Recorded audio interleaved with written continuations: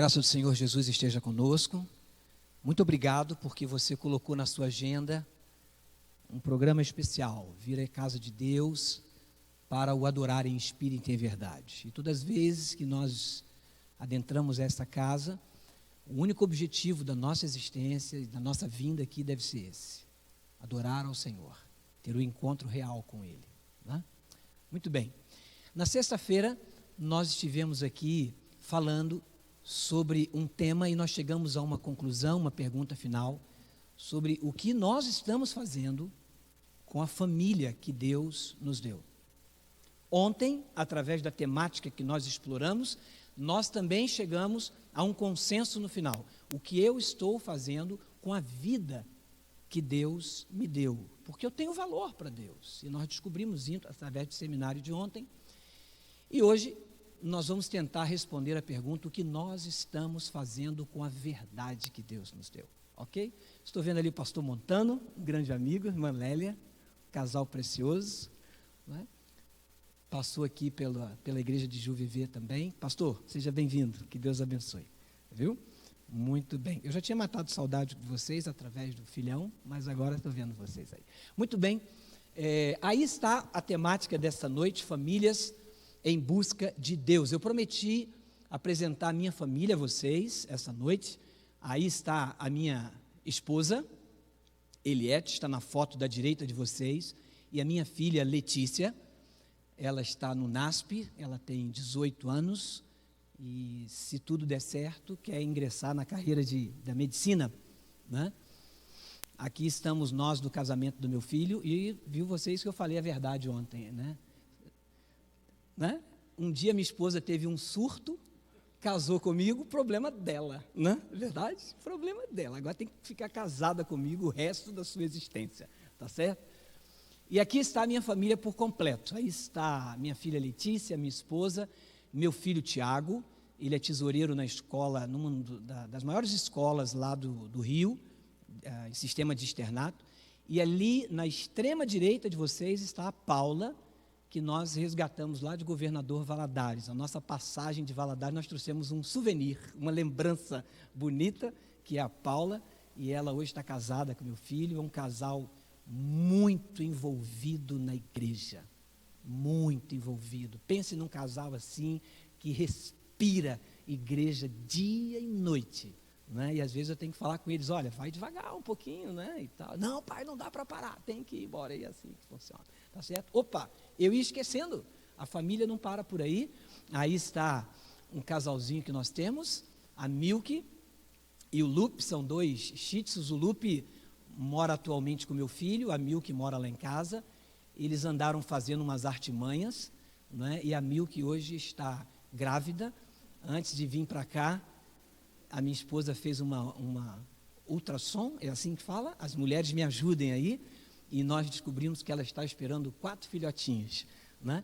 Antes disso, o Lupe atraiu, né? Ele violou o 7º mandamento, e ele teve um caso com uma cachorrinha vizinha do meu esposo, chamada Lola, e já teve 3 filhotes, né? E ele já é pai, e agora vai ser pai pela 2ª vez. Então essa é a família que Deus nos deu. Mas vamos então entrar dentro da nossa temática, e eu queria fazer uma viagem com você. Você, a partir de agora, não mora mais em Curitiba. A cidade de vocês é linda. Eu andei hoje aí, pastor Claudemir, no centro, almocei num baita restaurante vegetariano, não é? Muito gostoso. Mas vocês não moram mais em Curitiba. A partir de agora, todos nós moramos numa cidade chamada Priorizópolis. E quem nasce em Priorizópolis é o quê? Priorizopolitano, é isso mesmo, tá certo? Então, Priorizópolis tem uma característica: ela é uma cidade bonita, assim como Curitiba, mas lá é muito, muito, muito, muito mais frio do que aqui. Muito mais. E o ano inteiro. Não tem verão em Priorizópolis. E um dia você recebe na sua casa um convite do prefeito da cidade. E o prefeito diz assim: próximo dia 15 de outubro, eu não estou aqui ligado a calendário, por favor me perdoe se me equivocar, mas no próximo dia 15 de outubro, que vai ser de um domingo para segunda, às 2h45 da manhã, eu vou fazer um discurso em praça pública.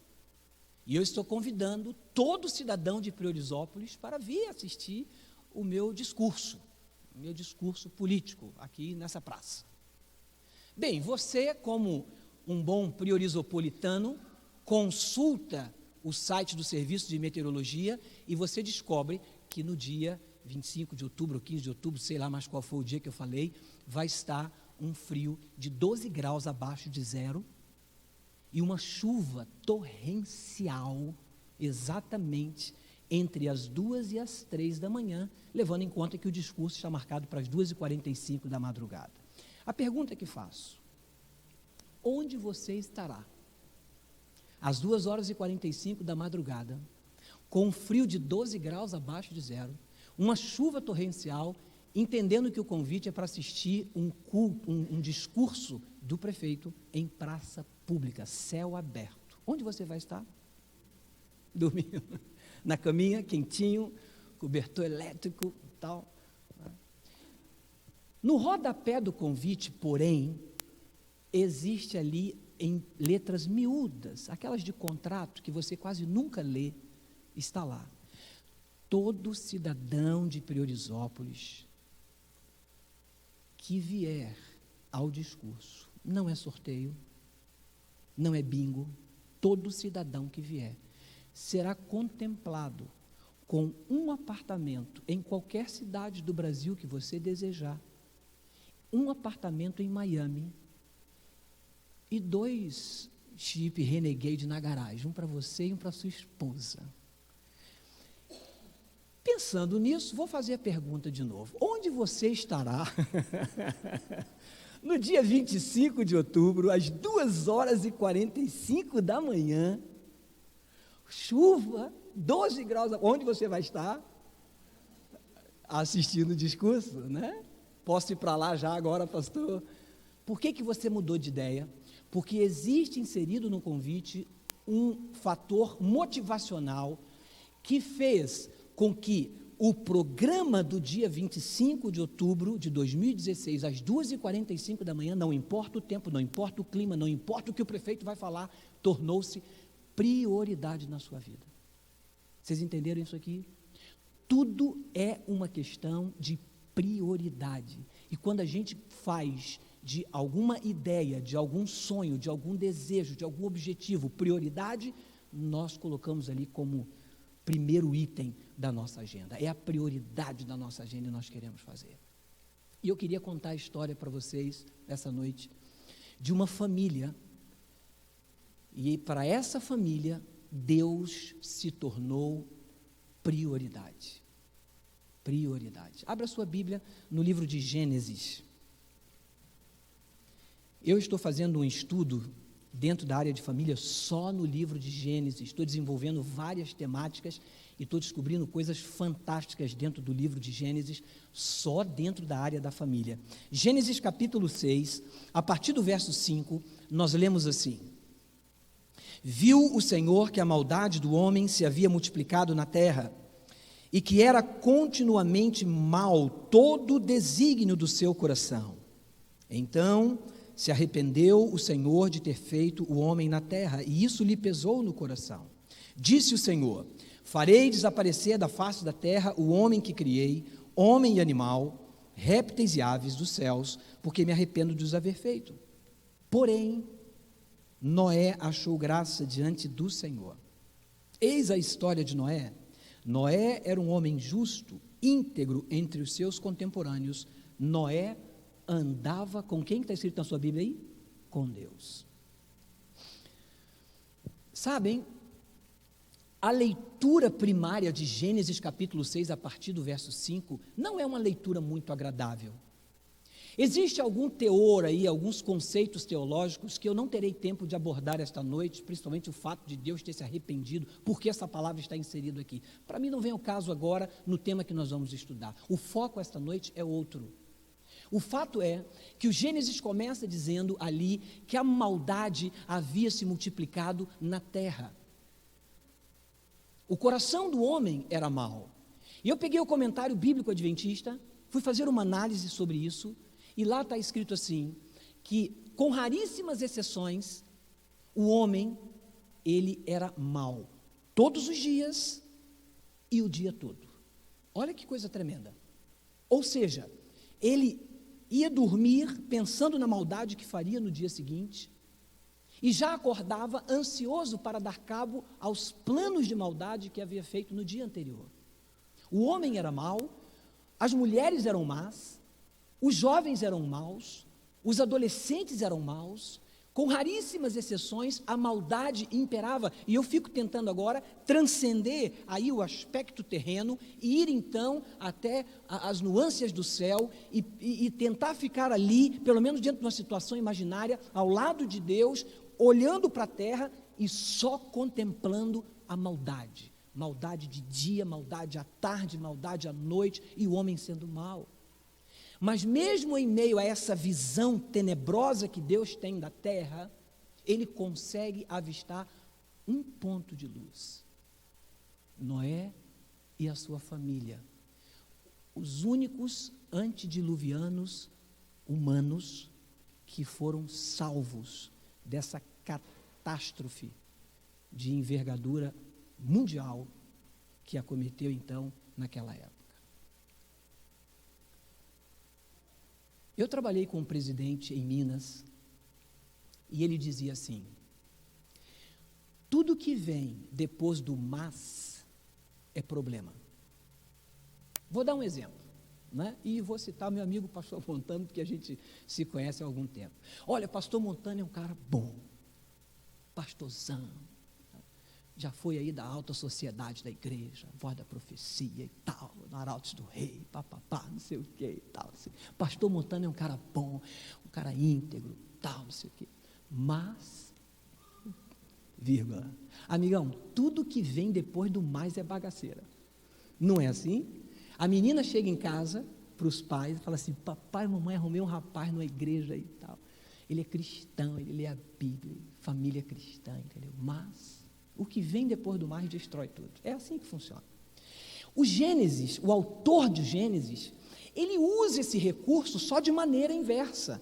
Tudo era mal, havia maldade em todos os lugares. Aí ele entra com o verso 8 dizendo assim: porém, ele abre uma lacuna, ele coloca uma cunha, e aí essa cunha, ela passa a transformar toda a descrição literária de maneira completamente antagônica, completamente paradoxal àquilo que ele havia vindo descrevendo. E ele diz assim: porém, Noé achou graça aos olhos do Senhor. A pergunta que nós precisamos responder é: por quê? Por que Noé e sua família acharam graça diante do Senhor? E o autor do Gênesis não nos deixa sombra de dúvidas. Ele diz: porque Noé era um homem, ele tinha 3 características elementares para qualquer filho de Deus que procura servir ao Senhor. Ele era justo, ele era íntegro e ele andava com Deus. Eu não quero ser assim muito prepotente, mas se eu fosse escrever o Gênesis, eu inverteria a ordem, e eu diria: Noé andava com Deus, e por andar com Deus, ele aprendeu a ser justo e íntegro. E uso como defesa dessa minha linha de raciocínio o fato de que, se você for ao comentário bíblico adventista, você vai perceber que Noé, ele não era justo por si mesmo. Noé, possuía as mesmas tendências pecaminosas que os seus contemporâneos. Mas Noé era justo porque ele se baseava na justiça do Deus a quem ele adorava.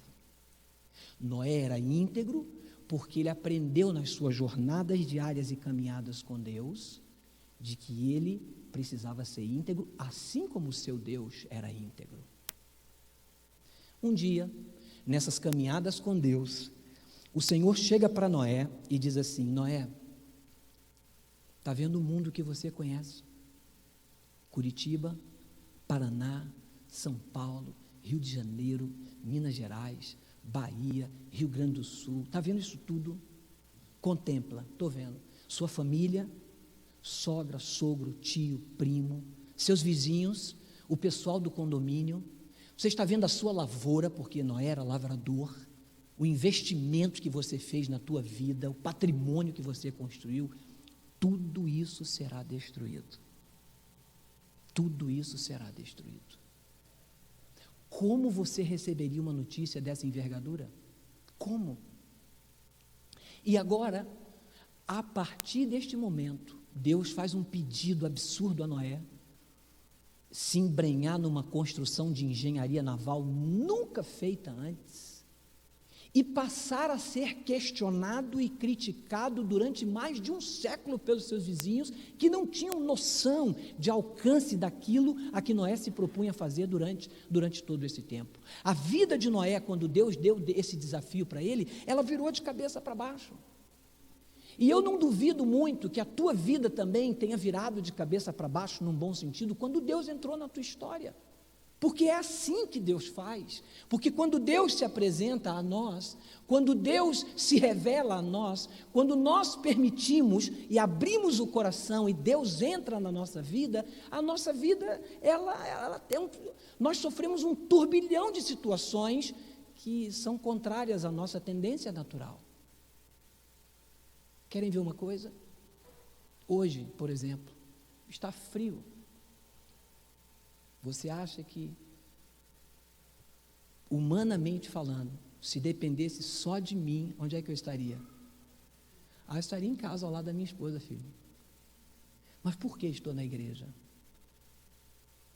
Porque permiti que Deus fizesse um trabalho na minha vida e transformasse aquilo que é natural e eu desse prioridade àquilo que é sobrenatural ou antinatural. Estão entendendo isso aqui? É assim que funciona. Como que uma menina se mantém virgem até o casamento num mundo que vem pregando há décadas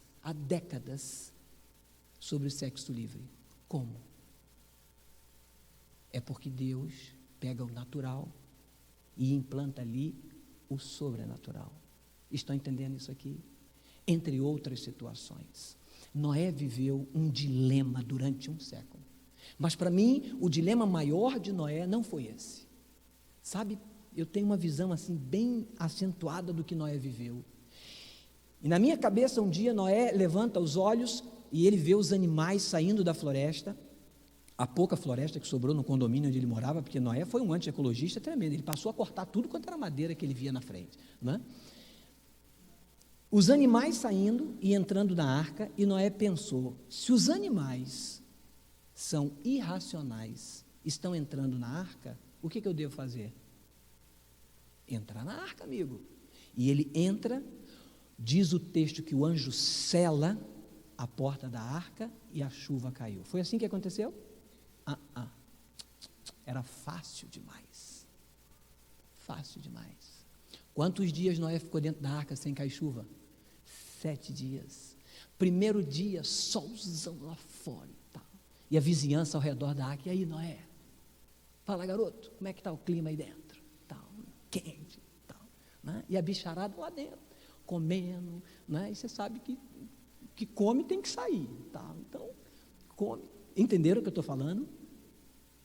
Segundo dia, solzão. Terceiro dia, quarto dia, quinto dia, sexto dia, só no 7º dia. Aí a água veio, e como diz no interior de Minas, onde trabalhei, veio com força, assim, bem para valer mesmo. Todos morreram, né? Os discursos mudaram, apelos veementes para entrarem na arca, para terem uma chance, totalmente inúteis.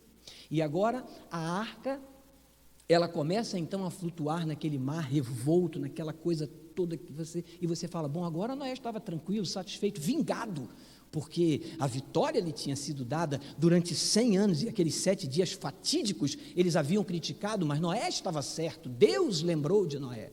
Ô queridão, só um detalhe,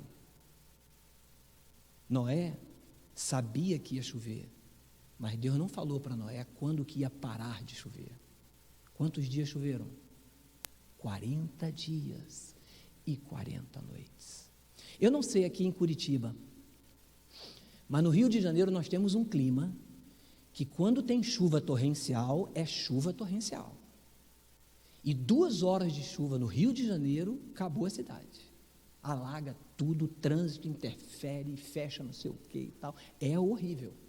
Agora imagine uma chuva torrencial durante 40 dias e 40 noites. Mas a chuva parou. E aí você pensa assim, bom, agora sim, pastor, a chuva parou. Porque Noé viu aquela água e na minha cabeça ele deve ter pensado, gente, qual é o ralo que vai levar essa água toda embora? Para onde vai isso aqui? Entenderam? E um detalhe que você talvez não se ateve. Nos grandes cruzeiros e nos grandes navios, apesar da monstruosidade da engenharia naval, há um leme em que você controla a embarcação. A arca não possuía leme. Quem controlava a arca? Deus. E é nesse ponto que eu quero entrar aqui no sermão desta noite. A arca não tinha leme. Quem mantinha a arca no rumo era Deus. Quem mantém a sua vida no rumo? Deus. Não adianta você tentar espernear, não adianta você tentar fazer e acontecer. É Deus que toma conta, é Deus que está no controle da situação. Entendem? Bem, 1 ano durou a permanência de Noé dentro da arca. Talvez, se fosse eu ou você, 100 anos se dedicando a construir a arca, 7 dias sofrendo ali, se chuva vem, se chuva não vem, se Deus lembra, se Deus esqueceu, 40 dias de temporal, e mais aí, não sei quantos meses dentro da arca, talvez, quando a chuva parou e a arca abriu e os animais saíram, Noé talvez dissesse para Deus, se fosse eu ou você, Senhor, tempo. Agora eu vou dar uma viajada com a família, eu vou para uma pousada, dar uma descansada, porque foi muito estresse durante todo esse tempo. Eu pergunto um detalhe, qual foi a primeira coisa que Noé fez ao sair da arca? Isso, jovem. Como é seu nome? Isso, parabéns. Noé ergueu um altar. Pergunta, você já ergueu um altar dentro da sua casa? Porque deixa eu te explicar uma coisa. Aqui está o altar de Deus, da casa de Deus. Mas na tua casa tem um altar? Você já ergueu um altar dentro da sua casa? Vamos trabalhar um pouquinho sobre isso. Se você pudesse fazer uma avaliação para definir o dia a dia espiritual da sua família, a que conclusão você vai chegar? Se você pudesse pontuar a vida espiritual da sua família, vou dar aqui uma avaliação de 1 a 10. Que nota você daria para o momento em que você está vivendo hoje, juntamente com a sua família? Alguns estudos na área de vida familiar, de vida espiritual familiar, revelam que a família moderna, ela está sofrendo mudanças que acabam colocando Deus em segundo plano, e olha que eu estou sendo generoso. Eu conheço famílias em que Deus está no 3º plano, 4º plano, 5º plano, há famílias que Deus está no final da agenda, e há famílias em que Deus nem consta na agenda de prioridade deles. Nos planos traçados para curto, médio e longo prazo, Deus nem existe, Ele nem entra ali. E às vezes as pessoas se dizem cristãs. O grande problema, o grande agravante do século II, alguns estudiosos, é a falta de tempo dos pais, que estão cada vez mais ocupados para se lembrar da importância de se manter a religiosidade dentro da sua casa. Deixa eu contar um segredo para você, que você já sabe, mas vou só lembrar. Vir à igreja 3 vezes por semana, quarta, sábado e domingo. Quando vem na quarta e no sábado e no domingo, não é suficiente para manter uma vida espiritual sadia. Vejam, queridos, Sueli Buriasco, uma educadora com MBA em gestão estratégica de pessoas, ela diz o seguinte: a união familiar, ela pode ser tragada pela falta de tempo. E o estresse excessivo, quando os familiares perdem o entrosamento íntimo, o afastamento acontece aos poucos e muitas vezes a situação só será perceptível quando já existir uma ruptura dentro do ambiente familiar. O projeto Family Strings, lá em Oklahoma, ele desenvolveu um estudo junto às famílias.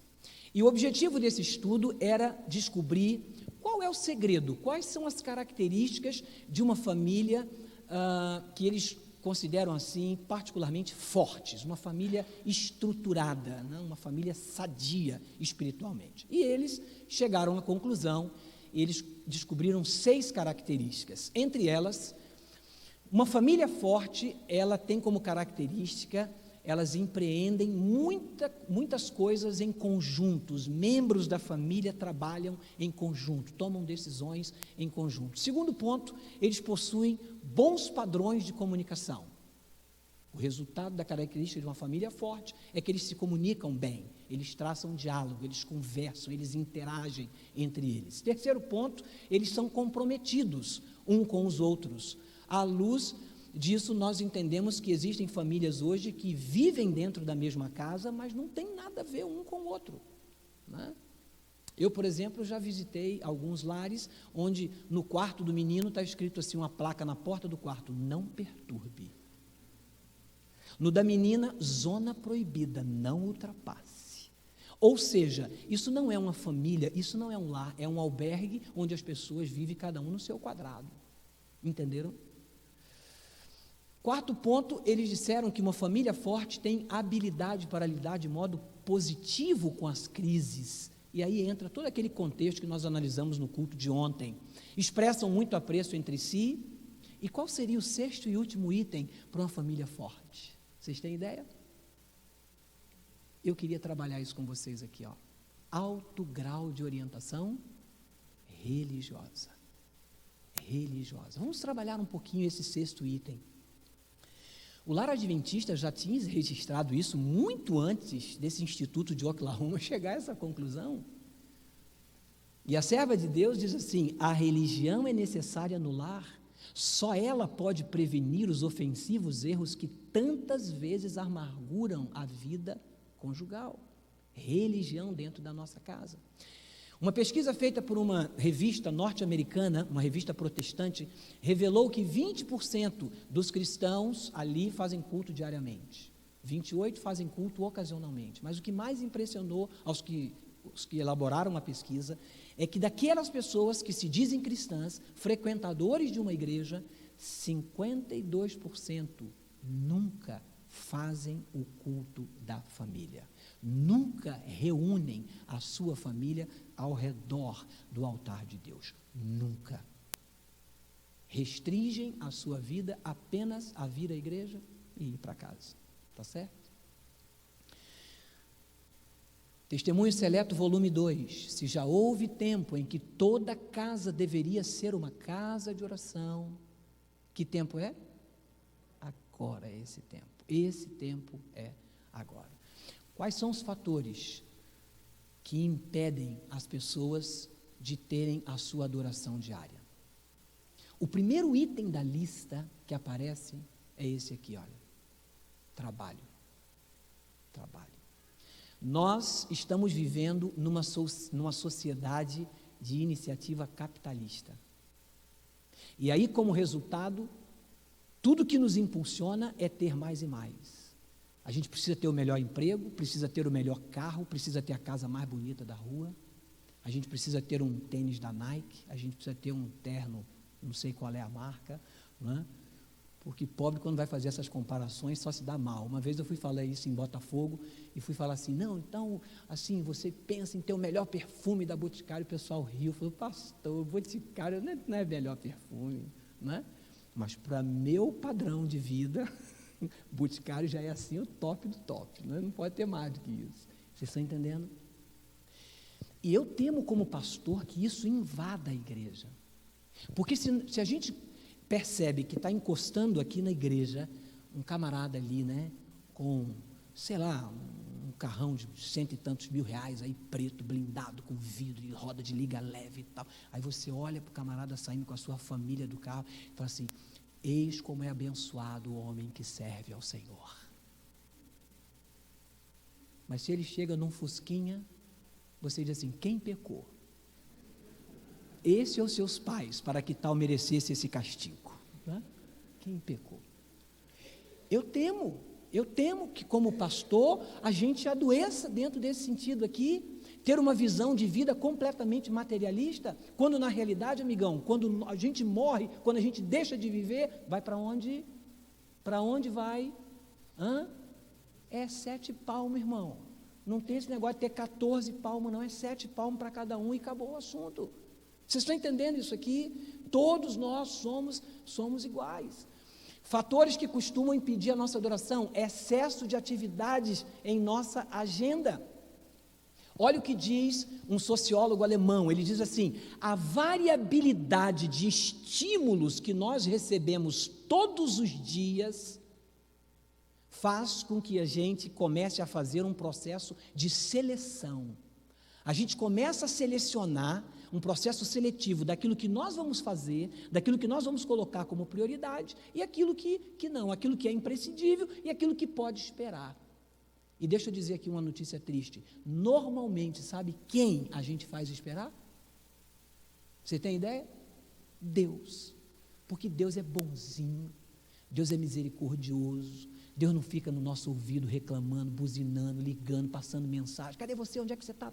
Deus não fica fazendo isso.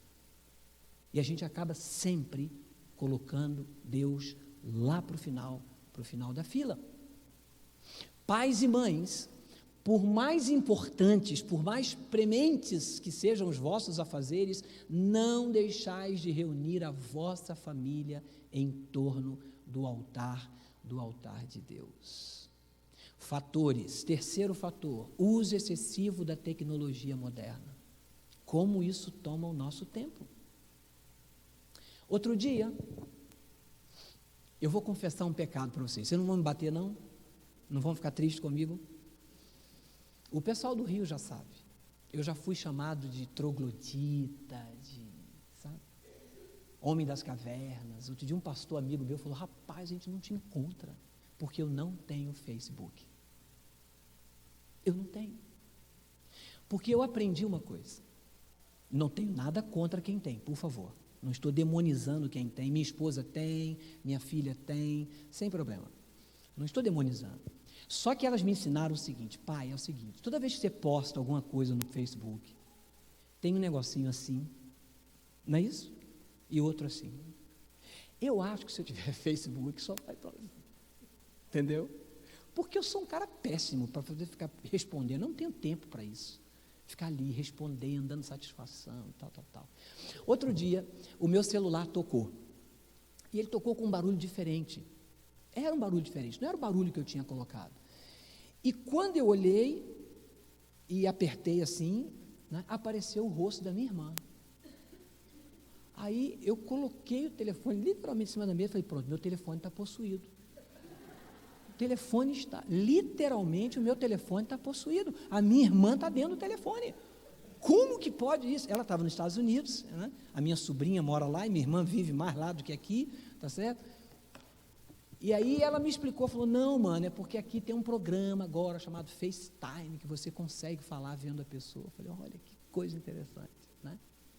Minha filha, 18 anos, chegou do NASP, assim que eu conheci o WhatsApp, ela falou assim: pai, vamos nos conversar pelo WhatsApp. Eu falei: filha, você está frequentando igreja pentecostal?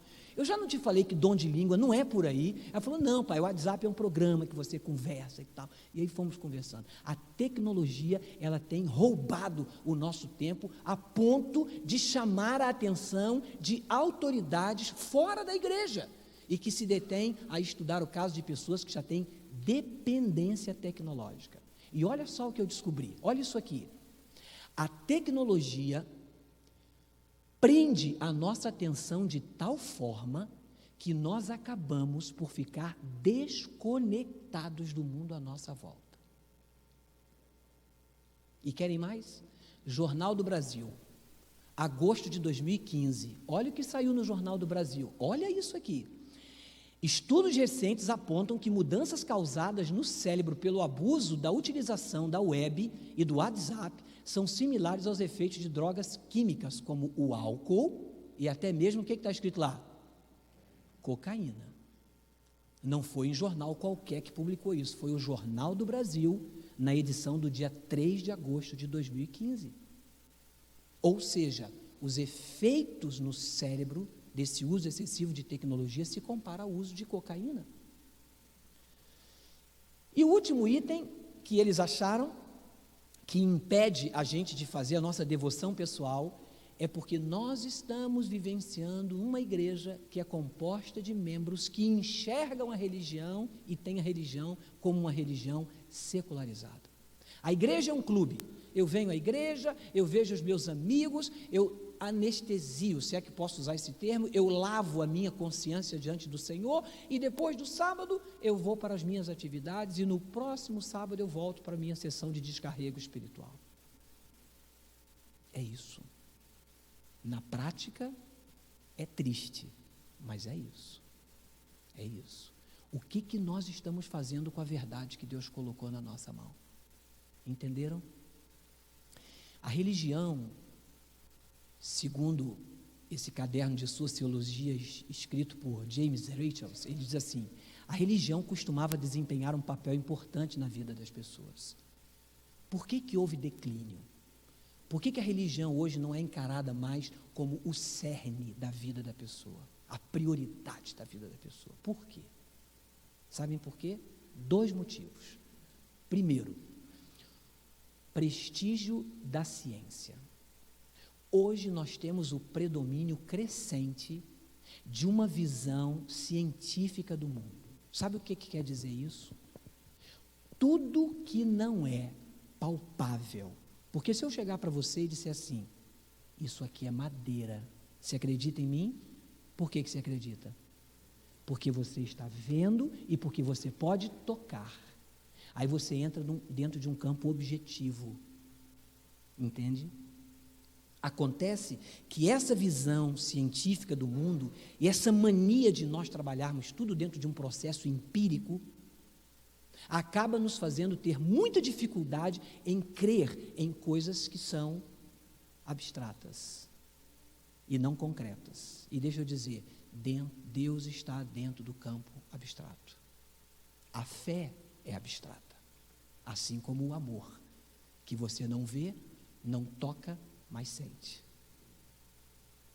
E fé, mesmo estando dentro de um campo abstrato, ela pode ser mais concreta do que você imagina. Por exemplo, quem já andou de avião? Aqui, já fez viagem de avião? Você conhece o piloto? O engenheiro que projetou? Sabe-se lá se um parafuso ou um cabinho daquele, vou nem ficar falando isso, que amanhã eu vou pegar um voo para o Rio, né? Mas quem sabe o piloto amanheceu com sentimento suicida, ficou revoltado com a esposa. Mas você entra no avião. Ah, pastor, nunca andei de avião, então não corro esse risco. Então deixa eu trazer o negócio mais para perto da gente. Olha para o teto dessa igreja. Quantas toneladas tem aqui sobre a nossa cabeça? E você está aqui embaixo, porque você crê, porque você acredita que isso aqui não vai cair. Não precisa sair correndo, porque o culto não terminou ainda, entenderam? É assim que funciona. Bem, o segundo motivo é que as pessoas passaram a dar menor importância da vida familiar e nas tradições. E olha isso aqui, se o Senhor não edificar a casa, em vão trabalham os que a edificam. O irmão leu esse texto para nós no início. E sabe o que o salmista diz mais? Inútil vos será levantar de madrugada, dormir tarde, porque o Senhor dá àqueles que Ele ama enquanto eles dormem. Então, assim como a arca estava completamente na mão de Deus, assim como Noé não tinha nenhum poder para direcionar a arca, deixa Deus cuidar da sua vida, deixa Deus dirigir a tua existência e apenas permita que Jesus seja o capitão da tua embarcação. O que fazer para mudar essa estatística? 4 ingredientes importantes. Primeiro, devoção pessoal. É impossível viver uma vida espiritual sadia quando não existe um tempo separado para você ter comunhão com Deus. Lembra do texto de ontem, de Abraão? Se tu uma bênção. Para quem ele precisava ser bênção primeiro? Para ele. Se você quer transformar o ambiente da tua casa, Se você quer implantar a religião prática dentro da sua família, a reforma tem que começar com você. E por isso você precisa ter devoção pessoal com Deus, porque Crônicas diz assim: gloriai-vos no seu santo nome, alegre-se o coração dos que buscam ao Senhor e o seu poder, buscai a sua face. De que maneira? Continuamente, ok? Ele me desperta todas as manhãs, desperta meu ouvido para que ouça como discípulo. Quando eu entrei para a igreja, em 1983, eu ouvi umas irmãzinhas mais idosas conversando na igreja, e elas falavam assim, eu flagrei elas várias vezes conversando, e elas diziam assim: menina, você não sabe o que aconteceu essa semana, Deus me acordou de madrugada para eu orar. E eu, depois de ter ouvido essa conversa umas 2 vezes, eu falei: gente, aqui para nós, eu não falei isso para ninguém, eu conversando com Deus, falei: isso aqui para nós, essas irmãs têm insônia, não dormem mais, e fica falando que Deus desperta elas para orar. Mas como elas falavam muito sobre isso, eu falei: quer saber? Vou fazer o teste. Né? E uma falava assim: não, eu pedi a Deus para me acordar 3 horas da manhã, Ele me acordou. A outra falava: não, eu pedi a Deus para me acordar 4 horas da manhã, Ele me acordou. Eu falei: quer saber? Falei: Deus, é o seguinte, para eu acreditar, o Senhor vai me acordar às 3 horas e 43 minutos da manhã. Vou tirar o despertador, desprogramar tudo, é assim, na lata, 3h43, vou deixar o relógiozinho digital na cabeceira da cama ali.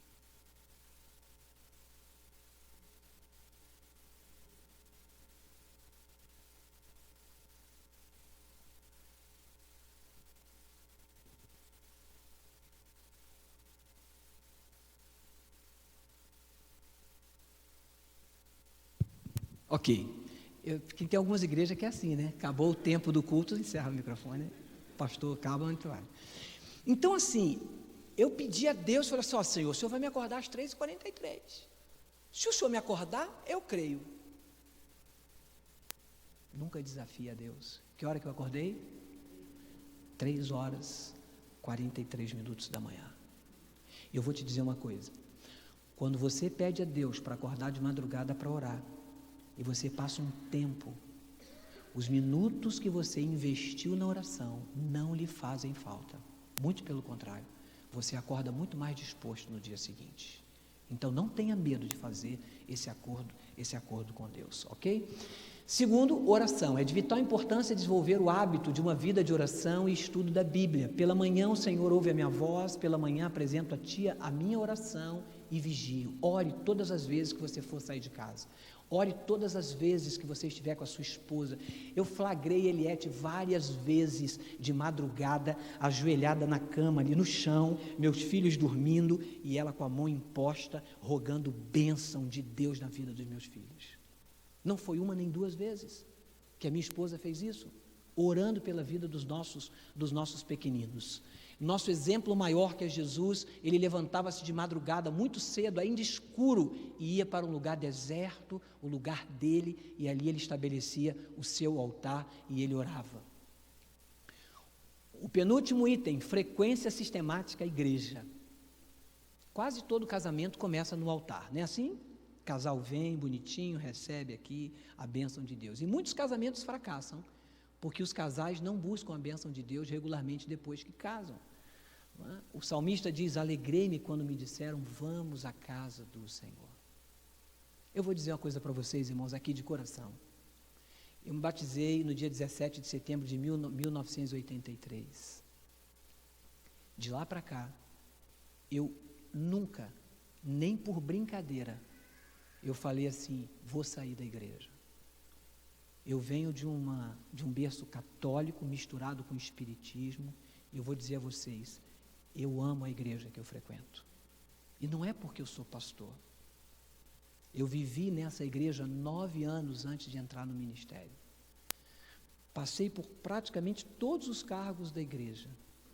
E eu vou lhe contar uma coisa: dificilmente eu falto um culto da igreja. Porque para mim, igreja de Deus é prioridade.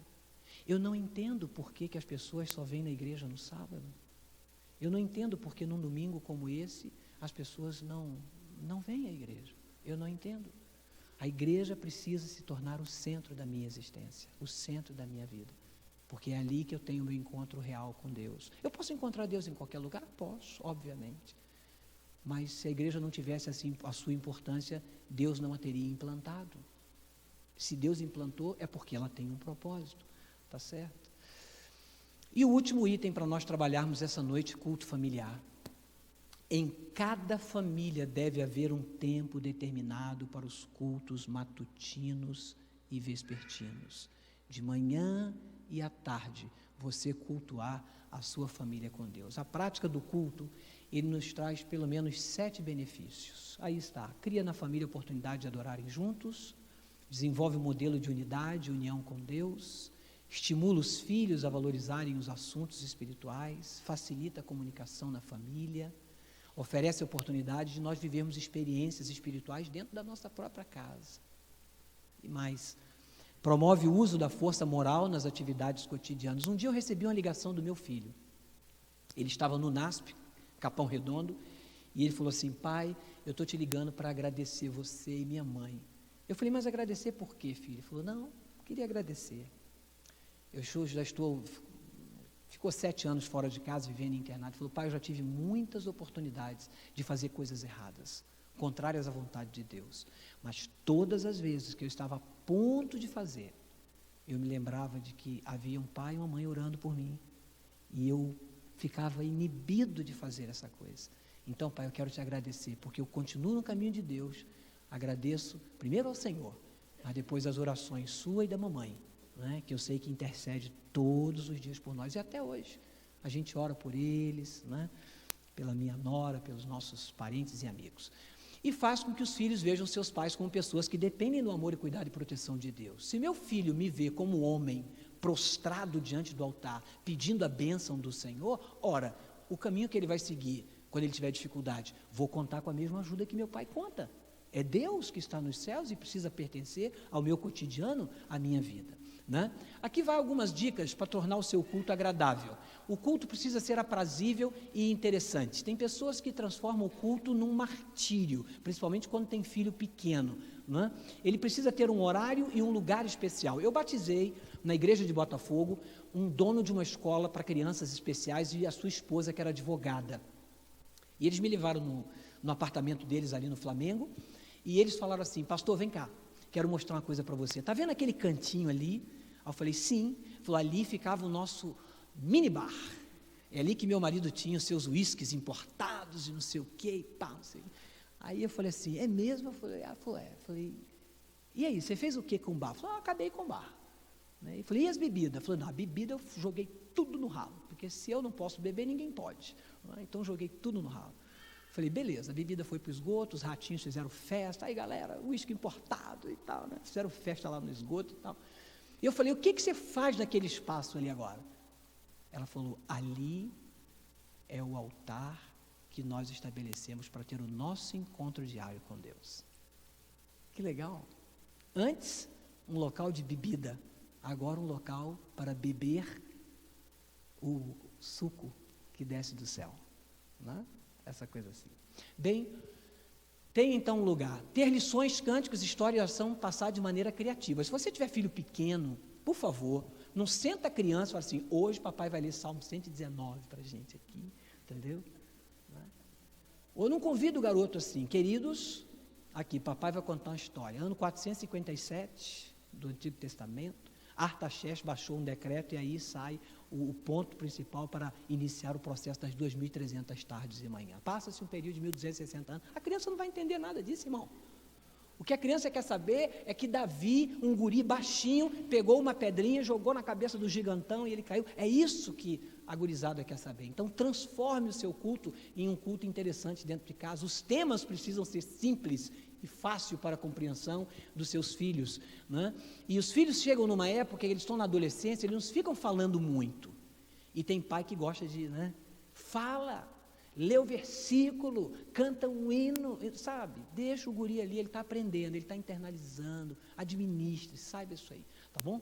Bem, deve ser o momento mais precioso para a família, e para isso deve haver preparo, E aqui eu termino com alguns conselhos inspirados. Testemunhos, volume 8, página 53.